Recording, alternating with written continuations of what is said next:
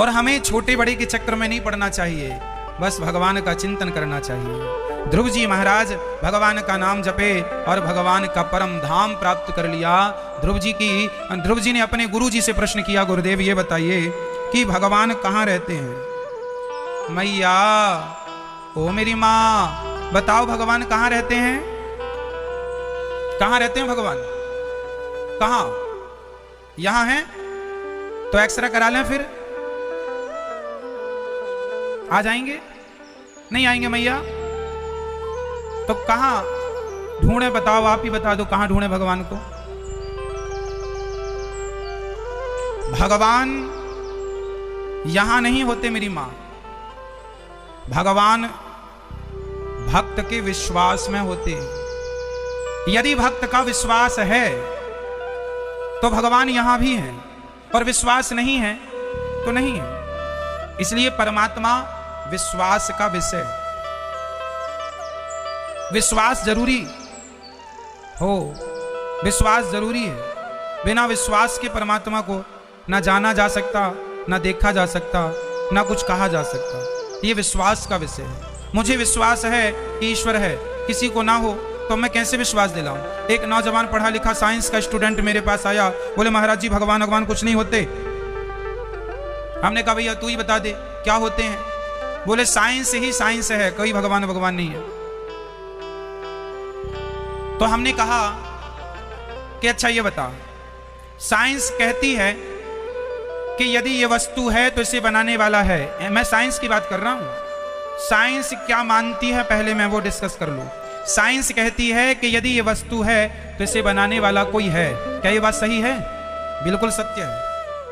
यदि mobile phone है तो उसे बनाने वाला कोई तो होगा, क्यों जी? यदि ये कागज का नोट है तो इसे बनाने वाला कोई तो होगा। हाँ या ना? हाँ या ना? बोलो जोर से। यदि वस्तु है तो बनाने वाला कोई होगा। तो सवाल मेरा आपसे, साइंस के बच्चों से, कि फिर मनुष्य है, आप हैं, आपकी माँ है, तो उसे बनाने वाला कौन है? क्या बिना बनाए तुम्हारी माँ बन गई और बिना बनाए तुम बन गए? बिना बनाए तुम्हारी आंखें सही जगह लग गई? कोई बनाने वाला ना होता तो तुम्हारी एक आंख यहां होती और एक यहां माथे पे चढ़ी होती, एक आंख पेट में लगी होती। भाई कोई बनाएगा तब तो व्यवस्थित बनेगा आदमी, बिना बनाए कैसे हो गया? सही आंख काम कर रही है, सही कान सही जगह पर मुंह। कितनी बारीक नसें होती हैं हमारी आंखों में, कितनी बारीक। डॉक्टर बताते हैं बाल से भी कई गुना बारीक नसें हमारी आंख की होती हैं। तो बिना लगाए बिना सेट किए लग गई? कोई तो होगा। कौन है वो? जो कोई होगा वह कोई और नहीं, वही है परमात्मा, सृष्टि उत्पन्न करने वाला वही है, ये प्रपंच को रचने वाला वही परमात्मा। जिसना ही पर परमात्मा ने तो तुम्हें ही बनाया है, तुम्हें बना दिया, तुम बनाते रहो। तुम्हें बुद्धि दे दी, विवेक दे दिया, समझ दे दी, अब करते रहो। सब भगवान ही करेंगे क्या? इसलिए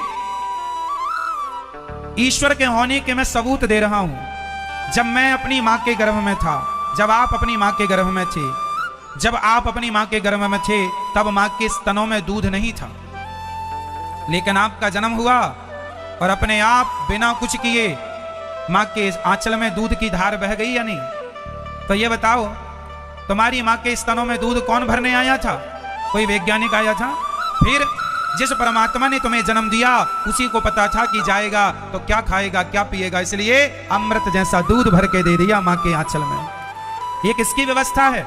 बिना बनाए व्यवस्था हो जाएगी। अरे पानी की एक पाउच, पानी का पाउच भी, जो पानी पाउच के अंदर है तो कोई तो भरा होगा, तब तो पाउच के अंदर है। बोतल के अंदर पानी है, कोई तो भरा होगा, अपने आप तो ना चला गया होगा। बोलो मेरी माँ, साइंस तो पढ़ते हो ना, तो इतना तो जानते होगे कि बिना किसी के भरे तो बोतल के अंदर पानी नहीं गया होगा। जब बिना किसी के भरे बोतल के अंदर पानी नहीं गया तो बिना भरे तुम्हारी माँ के आंचल में दूध कैसे चला गया? उसको भी परमात्मा ने भरा है। इसलिए ईश्वर के होने का सबसे बड़ा प्रमाण पत्र यह है कि जन्म लेते ही मीठा मीठा दूध मिल जाता है बिना कुछ किए। ये ईश्वर की रचना है, ये ईश्वर की व्यवस्था है। इसलिए ईश्वर को अब सोचो, अब आप तर्क करें कि महाराज जी है तो दिखाई क्यों नहीं पड़ता? अरे भाई साहब, ये क्या है? कौन बताएगा? गुलाब। इसमें खुशबू है या नहीं? कौन बताएगा? हाँ या नाम, इतना बताओ। खुशबू है? हाँ है। गुलाब है, खुशबू भी है। क्या आपको आ रही है खुशबू? बोलो। नहीं, मुझे तो आ रही है। उत्तर दो, आपको क्यों नहीं आ रही है? क्योंकि आपके पास गुलाब नहीं है। मुझे क्यों आ रही है? क्योंकि मेरे पास गुलाब है। उसी प्रकार भगवान को भी वही देख पाएंगे, भगवान की भी खुशबू उन्हीं को आती है जिनके पास भक्ति होती है। अब तुम्हारे पास भक्ति है ही नहीं, तुम्हें खुशबू आएगी कहां से भगवान की? वो चिल्ला रहे हो भगवान तो है ही नहीं, है ही नहीं। अगले गुलाब में खुशबू तो है, अब तुम्हारे पास गुलाब ही नहीं है तो खुशबू तुम्हारे पास आएगी कहां से? हमारे पास तो है भाई, गुलाब में खुशबू है, पर खुशबू आपके पास नहीं आ रही है क्योंकि ये आपके पास नहीं है। ईश्वर को मैं देख रहा हूं, मैं ईश्वर को देख रहा हूं क्योंकि आप ईश्वर को देख रहे हैं, क्योंकि आपके पास भक्ति है। मीरा भगवान को देख रही थी क्योंकि मीरा के पास भक्ति थी, और मीरा के बगल में खड़ा हुआ नहीं देख रहा था भगवान को। क्यों? क्योंकि उसके पास भक्ति। हाँ, सिंपल है। इंग्लिश के शब्दों को वही समझ पाएगा, इंग्लिश का उच्चारण वही कर पाएगा जिसे इंग्लिश भाषा आती हो। हिंदी वही समझ पाएगा, वही बोल पाएगा जिसे हिंदी भाषा आती हो। संस्कृत वही समझ पाएगा, वही बोल पाएगा जिसे संस्कृत भाषा आती हो। उसी प्रकार भगवान को वही समझ पाएगा जिसे भक्ति की भाषा आती हो। अब भाषा ही नहीं आती और तुम गाना गा रहे हो, भगवान तो है ही नहीं, दिखता नहीं। अरे भाई साहब, कोई कहे साहब इंग्लिश तो है ही नहीं, इंग्लिश तो है ही नहीं। अरे भाई साहब, है तुम्हें नहीं आती। संस्कृत तो है ही नहीं, है तुम्हें नहीं आती। भक्ति है, तुम्हें नहीं आती। ईश्वर है, तुम्हें नहीं आता। क्योंकि तुमने पढ़ाई नहीं की तो तुम्हें नहीं आता। ईश्वर संसार में कैसे समाया है? कौन बताएगा? ईश्वर संसार में कैसे समाया? जैसे गुलाब में क्या समाई है? जैसे गुलाब में खुशबू समाई है। अच्छा, गुलाब में खुशबू तो है, क्या दिखाई पड़ रही है? जैसे गुलाब में खुशबू है, दिखाई नहीं पड़ती, अनुभव हो रहा है। उसी प्रकार ईश्वर खुशबू की तरह समाया है संसार में। भक्ति करेंगे तो अनुभव तो किया जा सकता है। आप कहो दिखा दो, दिखाने का यह विषय ही नहीं है, ये अनुभव के विषय है। मेरी मां बताओ, एक पत्नी कथा सुन के घर गई। पति बोला कहां गई थी? कथा सुनने गई थी। क्या बताया कथा में? बताया भगवान सब जगह रहते हैं। तो उसका पति बड़ा दुष्ट था। बोला भगवान सब जगह रहते हैं तो हमें दिखाओ, कहां है? पत्नी बोली, अब पत्नी अपने पति से भला कैसे विवाद करे? वो बेचारी ज्यादा पढ़ी नहीं थी, वो समझा ना पाई और चुप हो गई।